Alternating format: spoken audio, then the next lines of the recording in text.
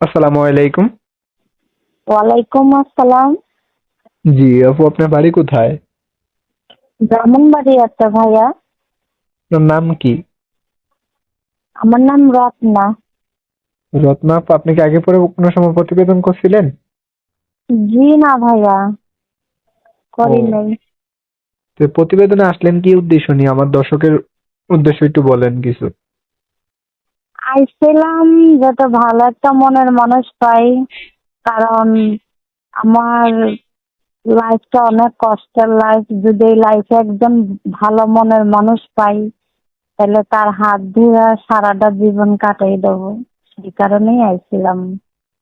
বুঝতে পারলাম। তো মনের মানুষটা যদি একটু বয়স্ক হয়, আগে পরে বিবাহ করে থাকে, আপনার কোনো আপত্তি আছে তাতে?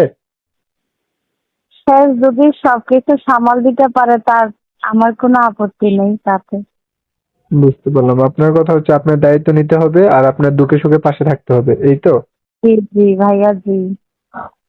আচ্ছা, তো আপনার পরিবারে কে কে আছে? আমার পরিবারে আপন বলতে মা আছে, আর আমরা দুই বোন এক ভাই। ও, কাজকর্ম কিছু করেন? হ্যাঁ, কাজ করি, বাসাতে কাজ করি। বুঝতে পারলাম। তো আপনার বয়স কত?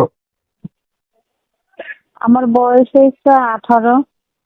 ও, তো দর্শক, আপনারা ইতিমধ্যে আপনার বক্তব্য শুনতে পারলেন। এখন ওনার ইমো নাম্বার দেওয়া থাকবে, আই থিঙ্ক ইমো নাম্বার না? এটাই ইমো নাম্বার। আচ্ছা ঠিক আছে, এই ইমো নাম্বারটা আর আপনার ফটোটা আমি ভিডিওর স্ক্রিনে দিয়ে দিব। ফোনের মাধ্যমে তো সবকিছু বলা যায় না আপু। আপনার মনের মানুষ যাকে বানাইবেন তার সাথে বিস্তারিত কথাবার্তা বলে নিন, ঠিক আছে? আচ্ছা ঠিক আছে ভাইয়া। ওকে, আসসালামু আলাইকুম, ভালো থাকেন। ওয়ালাইকুম আসসালাম।